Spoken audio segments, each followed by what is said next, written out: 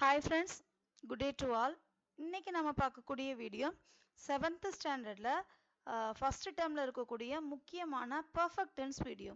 ஆக்சுவலா ஏற்கனவே சொல்லிட்டு வர மாதிரி நீங்க ஹையர் கிளாஸ் கிராமருக்கு எவ்வளோ இம்பார்ட்டன்ஸ் கொடுக்குறீங்களோ அந்த அளவுக்கு இம்பார்ட்டன்ஸ் வந்து 6, 7, 8 கிராமருக்கும் ரொம்ப இம்பார்ட்டன்ட் கொடுக்கணும். ஏன்னா அதுல இருந்து நிறைய கேள்விகள் கேட்கப்பட்டிருக்கு.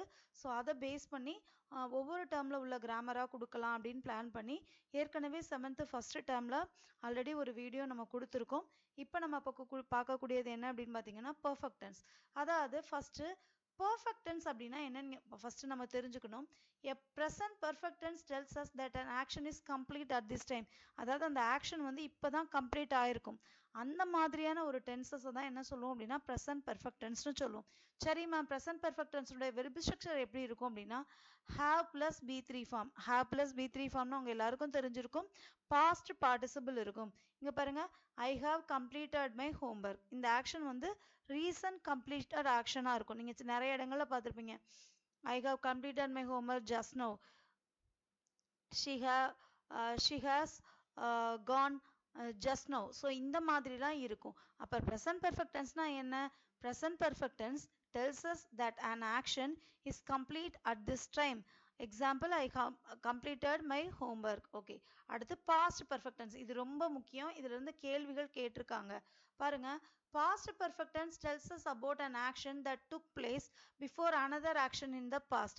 அதாவது ஒரு ஆக்ஷன் வந்து எடுத்துட்டு இருக்கும் போதே இன்னொரு ஆக்ஷன் நடக்கும். ரெண்டு ஆக்ஷனா வரும். இங்க பாருங்க, இது ப்ரீவியஸ்ல கேட்ட question. The train had left before he reached the station. இதுல ஒரு விஷயம் ஞாபகம் வச்சுக்கணும்.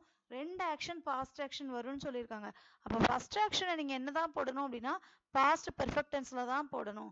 செகண்ட் ஆக்ஷன் என்ன போடணும் அப்படின்னா பாஸ்ட் டென்ஸ்ல. இது கண்டிப்பா பயன்படும். இதுல இருந்து எக்ஸ்பெக்டட் கொஸ்டின் தான். சரியா?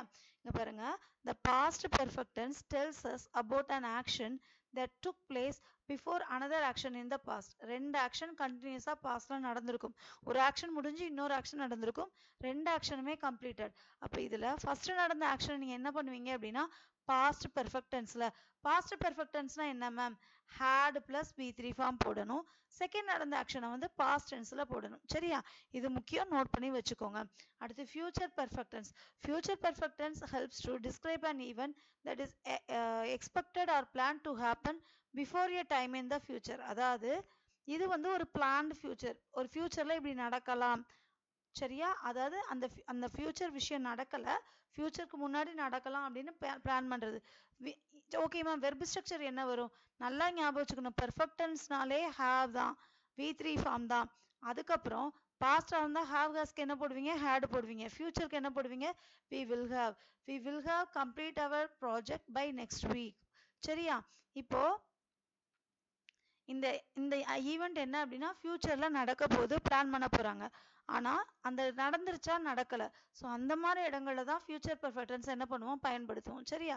இப்போ அடுத்து பாருங்க, frame 5 question using the picture clues have you ever. So இந்த மாதிரி இதுக்கு முன்னாடி கேள்விகள் கேட்டதில்ல, இந்த தடவை expected question. Right any story. அப்ப இதை எப்படி எழுதலாம்? ஹாவ் யூ எவர் ரிட்டர்ன் எ ஸ்டோரின்னு கேட்டிருக்காங்களா? அதே மாதிரி விசிட் த தாஜ்மஹால். அப்ப இதை எப்படி எழுதணும்? Have you ever visited Taj Mahal. Have you ever visited the Taj Mahal. சரியா? ஓகே, நெக்ஸ்ட் பாருங்க, have you ever cooked biryani. have you ever cooked biryani. watch a horror film. இதை எப்படி கேட்கணும்? have you ever watched a horror film னு கேட்கணும். அடுத்து play 10 pin bowling. have you ever played 10 pin bowling னு கேட்கணும். go swimming. have you ever gone swimming அப்படின்னு கேட்கணும். சரியா? இந்த சென்டென்ஸ் எல்லாம் பிராக்டிஸ் பண்ணி வச்சுக்கோங்க. definitely it is going to useful for you. okay, அடுத்து பாருங்க, fill in the blanks with past perfect tense with the help of the words given in the brackets. past perfect tense னு கொடுத்துட்டாங்க. past perfect tenseனால நீங்க என்னதான் போடணும்? had plus v3 form தான் போடணும். okay, இங்க பாருங்க, when Busha looked out the window, dark clouds dash over the mountains. had plus v3 form என்ன வரும்? had gather. இங்க seemed இருக்கு. இதுக்கு past perfect tense என்ன வரும்? had seemed. இதுல fall இருக்கு. இதுல past perfect tense என்ன வரும்? had fallen. இதுல enter இருக்கு. இதுல past perfect tense என்ன வரும்? had entered. இதுல come இருக்கு. அப்ப இதுக்கு past perfect tense என்ன வரும்? had come. சரியா?